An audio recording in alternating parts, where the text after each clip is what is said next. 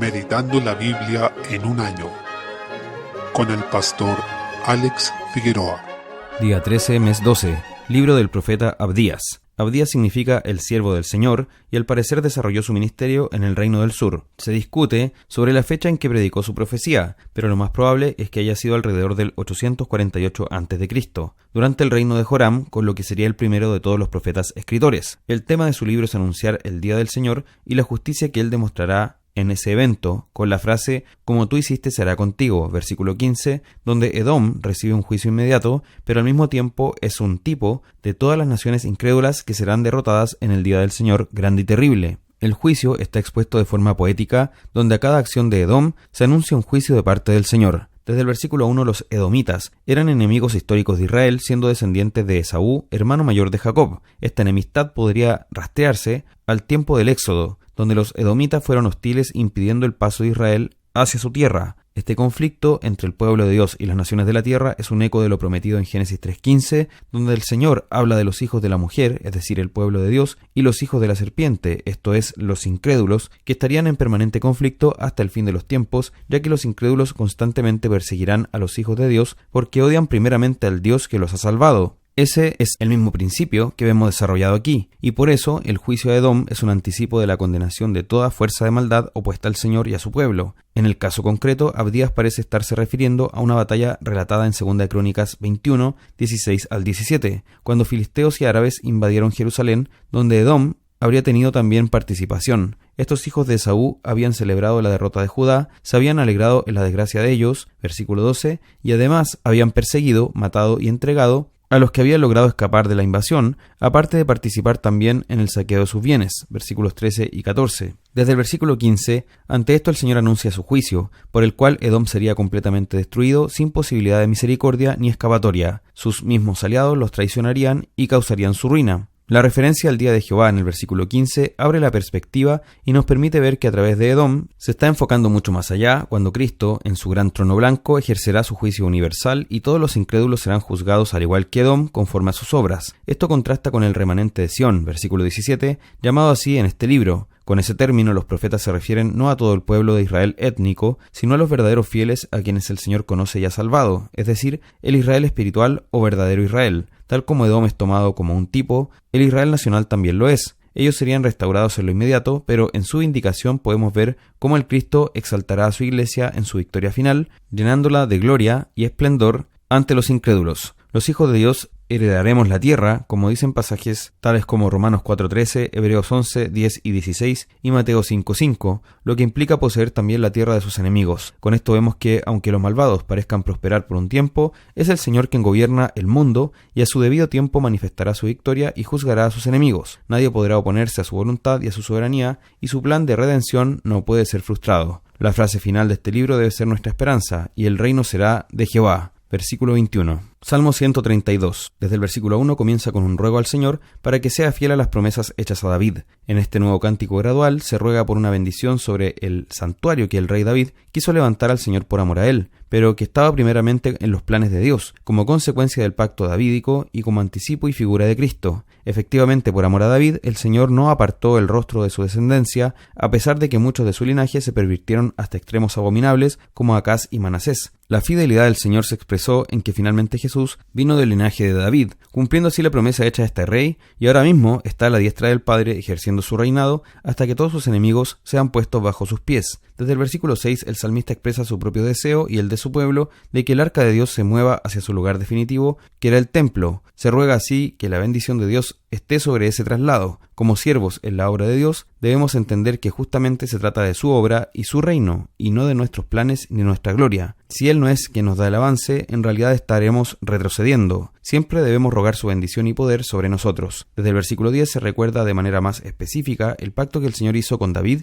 y la promesa del hijo de David, el Mesías que reinaría para siempre en el trono de este rey. Por tanto, también vemos cómo la Escritura está estructurada en torno a pactos y cómo el pueblo de Dios debe conocer esos pactos y además creer en el Señor de acuerdo a lo que ha prometido en ellos, porque contienen esas promesas que el Señor se ha dispuesto a cumplir. ¿Y cómo fue cumplido esto? En Cristo, el Hijo de David, quien ha ascendido luego de obedecer perfectamente a Dios, porque la condición clave que debía cumplir el hijo de David era la obediencia a los mandatos del Señor, y luego de haber obedecido de manera perfecta, el Señor Jesús subió y recibió toda autoridad sobre el cielo y la tierra, y reina hasta someter toda oposición. Y esa es nuestra esperanza y nuestra seguridad como pueblo, así que podemos estar confiados. Desde el versículo 13 se manifiesta el deseo de Dios por su pueblo y la bendición que derrama en los suyos. El Señor escogió a Sión, que en lo inmediato se manifestó en la bendición de Dios sobre Judá, su capital Jerusalén, su templo y el trono de su rey, pero en último término se refiere a la bendición del Señor sobre Cristo y su reino, que se expresa visiblemente en el pueblo del nuevo pacto, la Iglesia, a quienes el Señor hizo un reino de sacerdotes, Apocalipsis 5:10, a los que vistió de salvación, llenando de alegría a sus santos. La bendición de Dios sobre su pueblo permanecerá eternamente porque estamos en Cristo,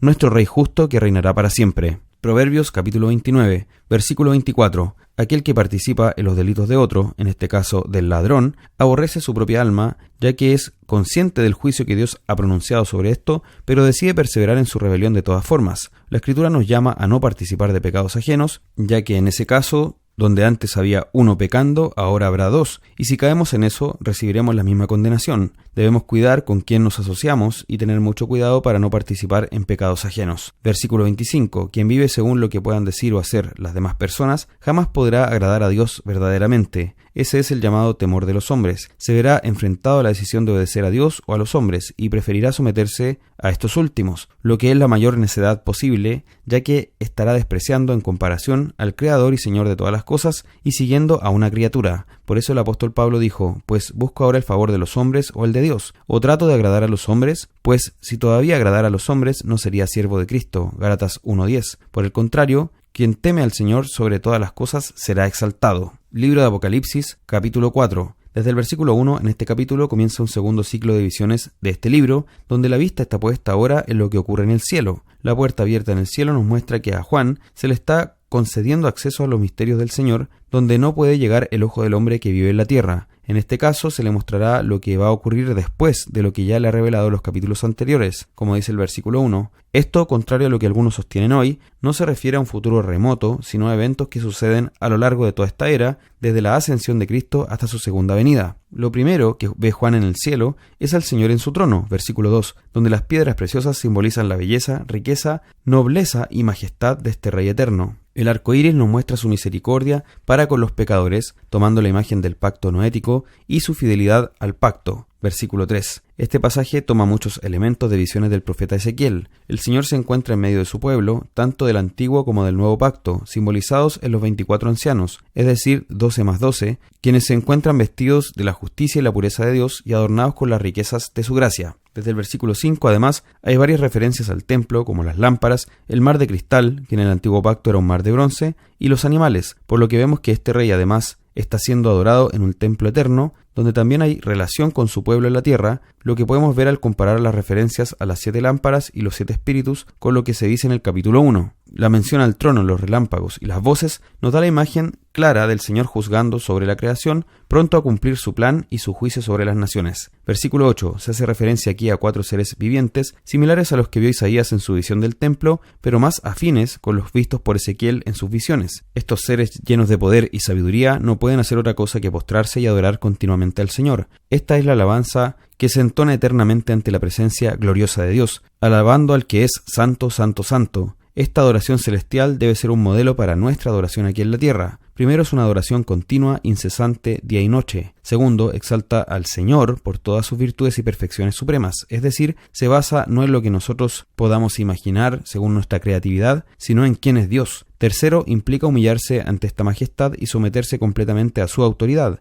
Y cuarto, conlleva reconocer su potestad sobre toda la creación como Rey universal, eterno y soberano. Desde el versículo 9, la adoración en el cielo es presidida por los seres celestiales y seguida de manera antifonal por el pueblo de los redimidos del Señor, quienes a pesar de que han recibido coronas para reinar con Cristo, las arrojan delante de Él, versículo 10, reconociendo que el Salvador merece toda alabanza y gloria y que han sido salvos solo por gracia, no por sus méritos, versículo 11. El Creador y Salvador es el único exaltado en el cielo, y debe ser así también en la tierra. Así, los hermanos que recibieron estas cartas en las 7 iglesias podían saber la tremenda bendición que experimentarían serían los que vencieran. Estarían en la presencia gloriosa de Dios. Sus hermanos que ya habían muerto, incluyendo a los mártires, estarían llenos de la luz majestuosa del Señor. Esta visión de la adoración celestial nos enseña que nuestra vida debe vivirse a la luz de esta realidad eterna. Si perdemos de vista esto, no estamos viendo nada como deberíamos. Hemos quedado ciegos y necesitamos con urgencia ser alumbrados. Cada día debemos recordar que estamos llamados a unirnos a esta adoración celestial,